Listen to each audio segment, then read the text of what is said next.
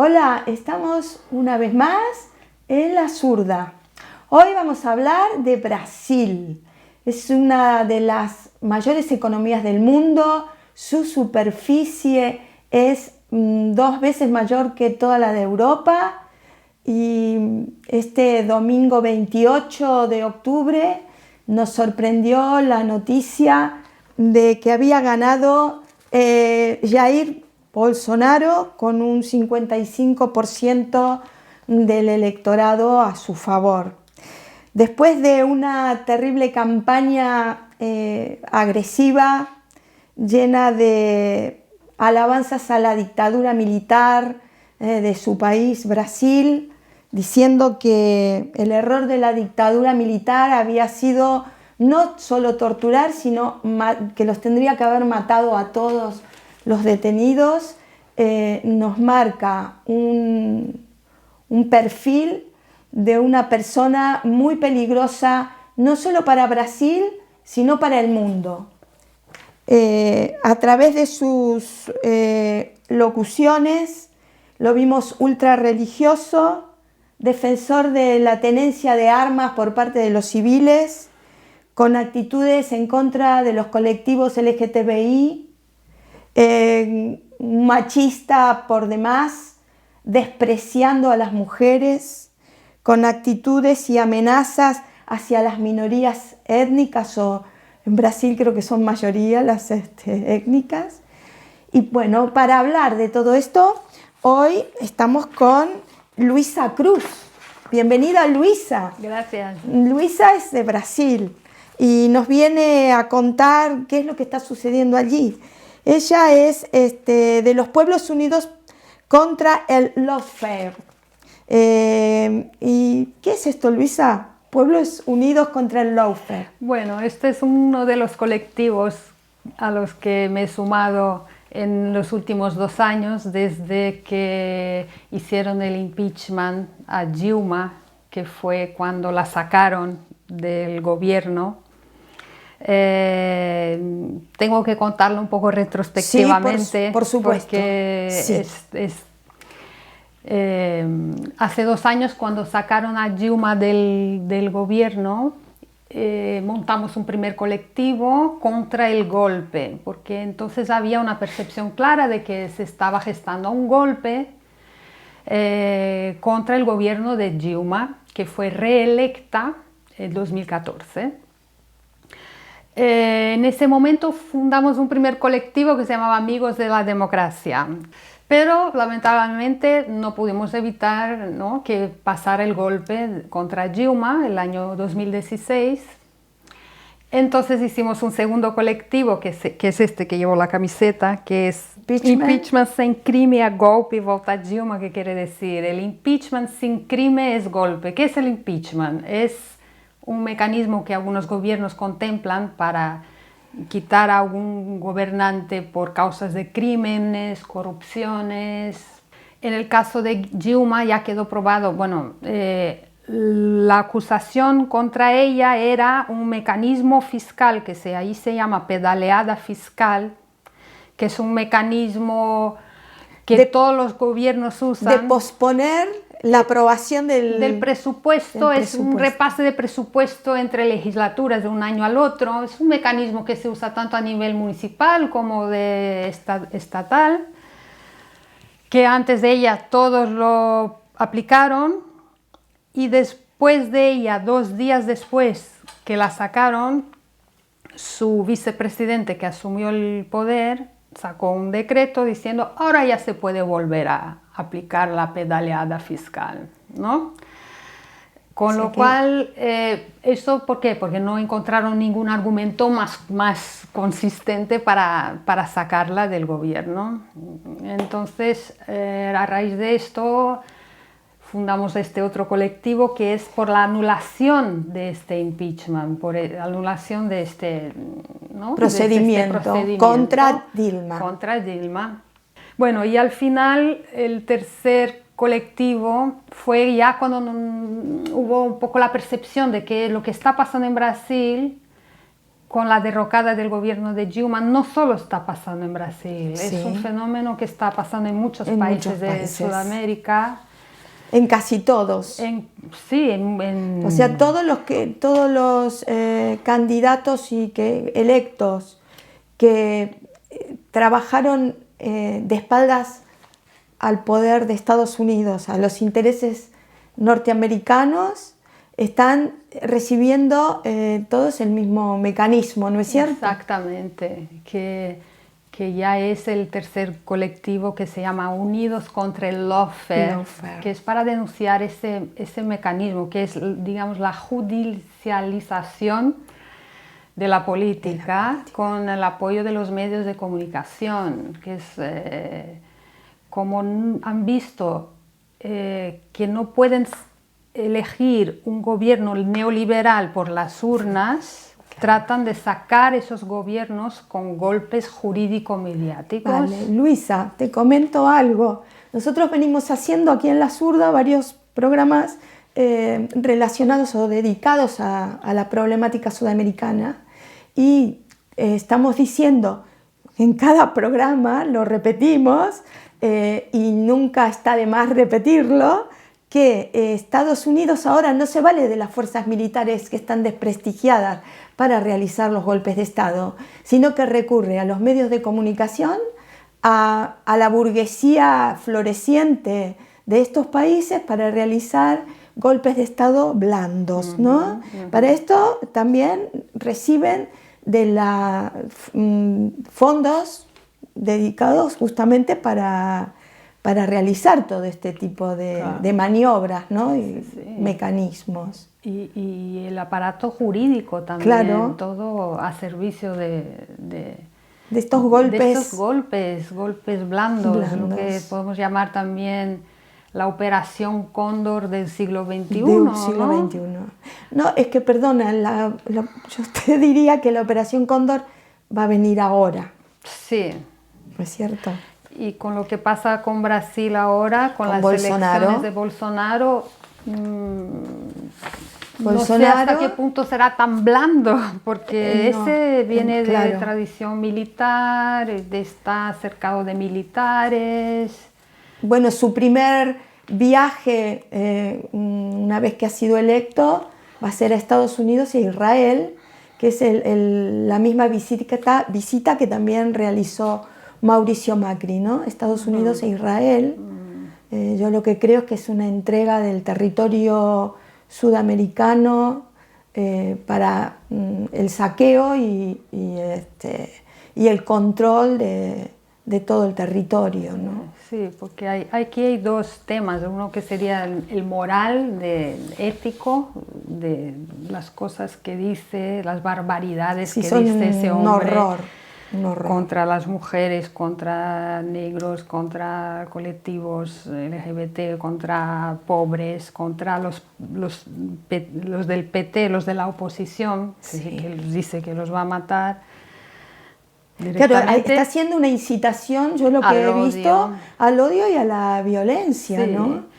Pero aparte de todo eso hay el tema económico, sencillamente de entrega de las riquezas, de los bienes a los intereses norteamericanos, imperialistas y principalmente norteamericanos, no solo, pero también, ¿no? Bastante. Claro, los que están dentro de la órbita de Estados Unidos. Exacto.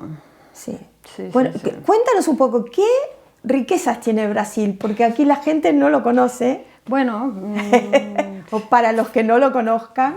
Yo creo que la que más interesa, la más evidente, es la del petróleo, porque en tiempos del gobierno de Lula se han encontrado yacimientos de petróleo en Brasil que se llama pré-sal, que no es un petróleo que esté muy fácil de acceder, está en el mar y es hondo, entonces no es tan fácil de acceder, pero son yacimientos muy importantes de mucha cantidad y la tecnología se ha ido desarrollando para acceder a ellos.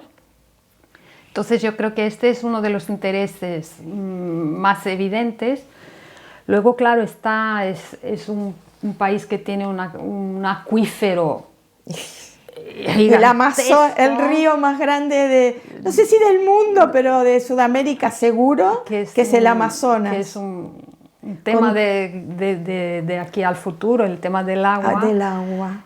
Tiene el Amazonas, la biodiversidad, tiene un territorio gigantesco, yo creo que tiene muchas cosas geopolíticamente tiene acceso al Caribe desde el norte, ¿no es cierto? También. Y todo el Atlántico.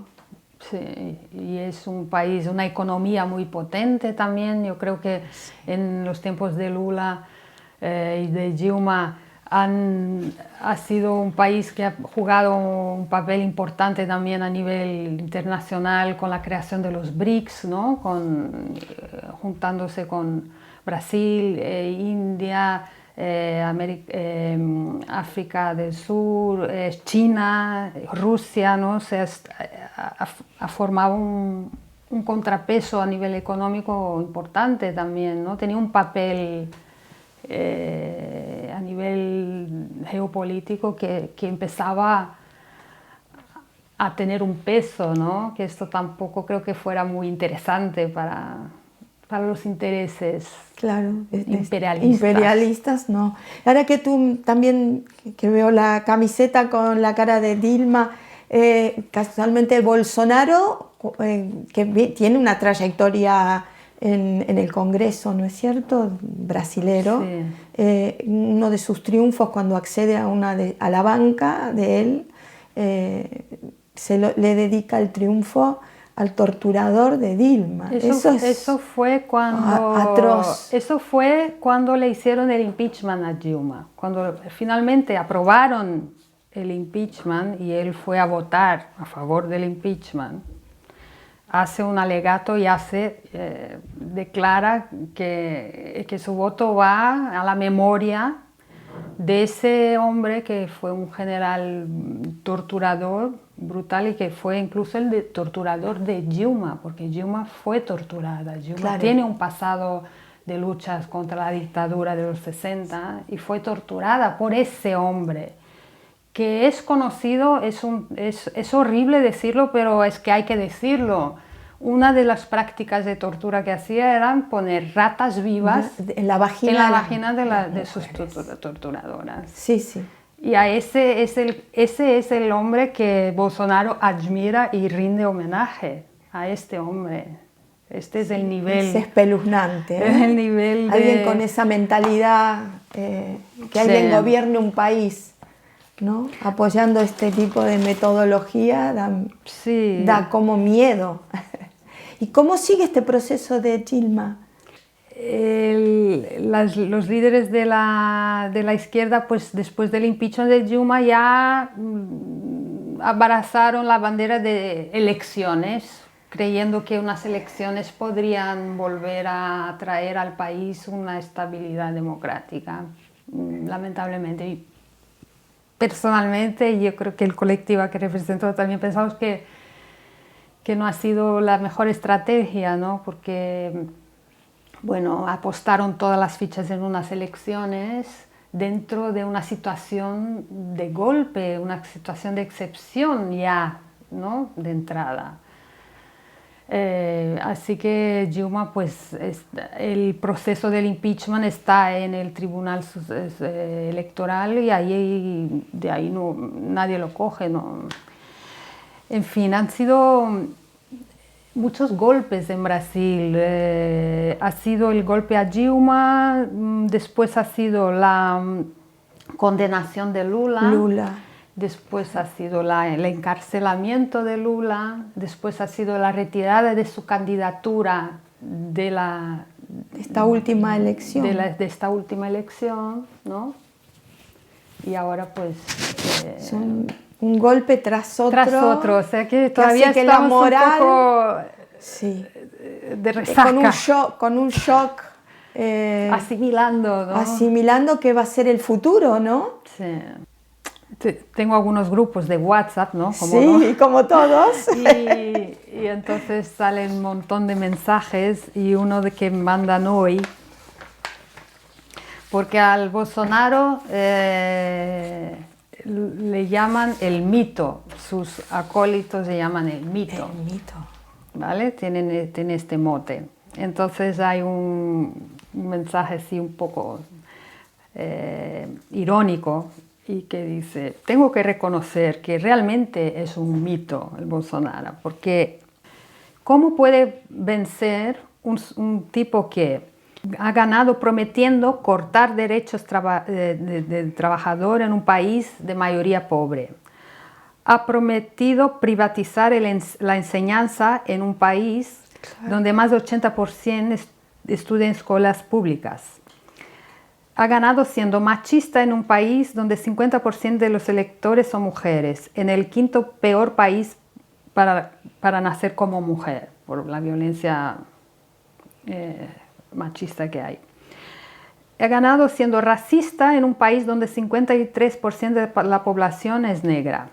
Ha ganado sin dar una entrevista, sin ir a los debates. Que dice que no se le da bien hablar en público. Bueno, es que abre la boca y dice tamañas barbaridades. Claro, es que quizás sus asesores le habrán dicho que para que no meta la pata con sus barbaridades, mejor que no hable, ¿no?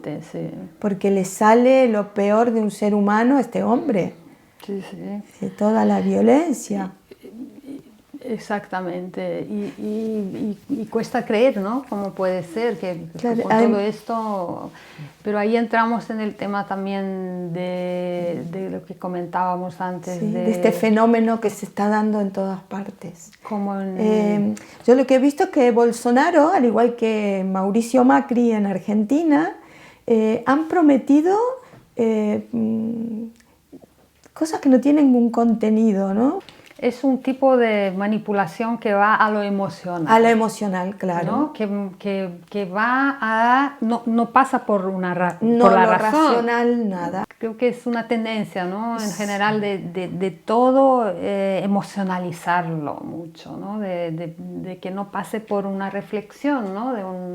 Es una forma de manipular a todo el mundo. Y en caso de Bolsonaro, él mismo, su hijo, ha salido a decir que han contratado los servicios de Cambridge Analytica, que es esa empresa que también trabajó para las elecciones de Donald Trump y para el Brexit, que es una empresa que trabaja con eso, con manipulación masiva a través también de WhatsApp, de mensajes masivos de WhatsApp. Mostrar un mundo ideal que no existe, además que no va a existir, y menos con estas políticas, con este superministro Paulo Guedes, que aúna 3 ministerios, el de Economía, Industria, Comercio y Planificación y Secretaría de Inversiones.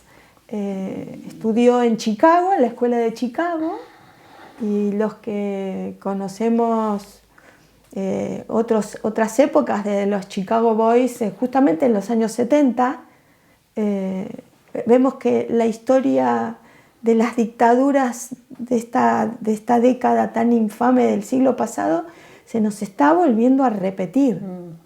¿Y cuál es el futuro de lucha de tu colectivo? Bueno, ahora estamos un poco resacosos, como te decía, ¿no? Estamos asimilando este nuevo impacto.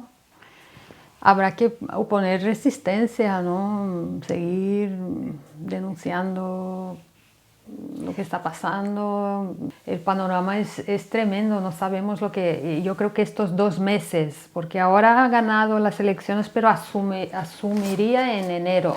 Entonces ahora hay un momento de un vacío tremendo, porque el gobierno de Temer tampoco es que sea un gobierno sólido, es un gobierno que está ya... no tiene ninguna legitimidad del gobierno de Temer. El Temer tiene 2% de aceptación, es el nivel de aceptación más bajo de la historia en Brasil.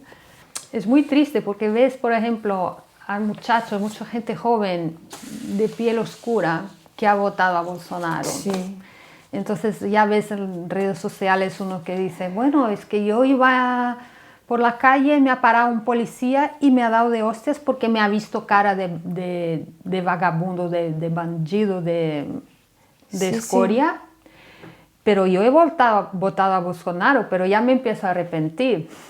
Entonces, hombre, al otro día de votar ya está arrepintiendo. Exactamente, eso ahora, ¿no? Entonces, sí, yo he visto que han cargado contra la gente de Bolsonaro, contra la gente que no lo ha votado.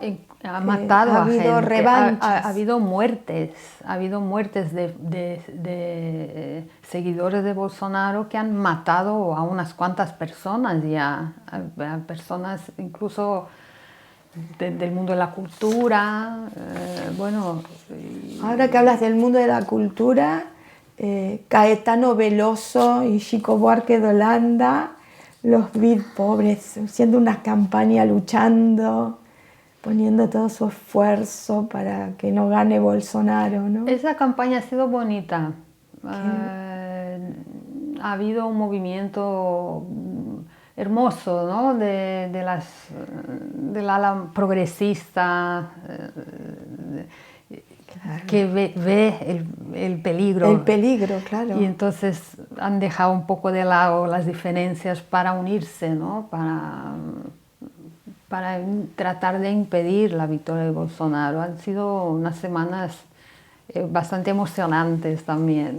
Es que esta gente que se compromete culturalmente corre el riesgo de tener que exiliarse si todo sigue como yo no quiero que siga, van a tener probablemente alguna dificultad. Bolsonaro ha hecho amenazas claras en ese sentido, de decir, por ejemplo, al oponente, a Haddad, que es el oponente, sí, le dice, tienes dos opciones, o la cárcel o el exilio.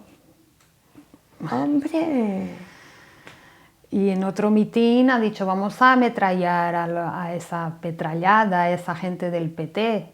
Su discurso, claro, o sea, no tiene propuestas, no tiene programa, básicamente ninguno. Lo que su bandera es, vamos a acabar con el PT, porque el PT es lo peor. El Lula ha sido el ladrón más grande del universo. Claro, y si tú tienes los medios de comunicación continuamente repitiendo lo mismo, que es un corrupto. En Brasil los medios de comunicación son muy fuertes. La Rede Globo es un canal potentísimo, es un canal muy poderoso. Tienen los culebrones, en Brasil hay la pasión por los culebrones, ¿no? Tienes el culebrón de las 7, el de las 8, el de las 9 y a las 6 de la tarde tienes la repetición de un culebrón muy famoso de antes. O sea, tienes culebrón durante todo el día y entre el culebrón de las 7 y de las 8, o algo así, no, de las 7 y las 9, tienes el telediario. Entonces, los telediarios de Globo durante todo ese periodo, la cantidad de horas que han dedicado para acabar con la reputación de Lula, de Dilma y de PT, es una barbaridad. Yo ahora no tengo los números, pero han sido muchas horas invertidas en acabar con su reputación, ¿no? En acabar con eso, en difamarlo, en hacer acusaciones falsas también. Y eso tiene un impacto muy fuerte. Lo que pasa es que yo vuelvo a repetir en el lavado de cerebro. ¿Sí? Y tú estás mirando un culebrón. Tienes las emociones a flor de piel. Estás ahí para recibir cualquier información y que como tienes las emociones a flor de piel, eso te cala mucho más que si estás en otra frecuencia, digamos, anímica, ¿no? Y entonces, claro, tú ves eso y te pones loca, porque claro, estás ahí como en carne viva, digamos. Es así. Luisa, para finalizar, ¿quieres enviar un mensaje a todos los que nos puedan ver en este programa? Bueno, agradecer la invitación y enviar ánimos a mis compatriotas invitar también a que nos movilicemos, que estemos atentos, que tengamos así una serenidad, ¿no? Para filtrar un poco tantas informaciones que tenemos, de ese mar de fake news y de informaciones tantas, para que nos juntemos y que sepamos pues oponer resistencia a ese momento tan duro que estamos, de que estemos ahí alertas y actuantes y también de ánimos y que levantar un poco el ánimo para empezar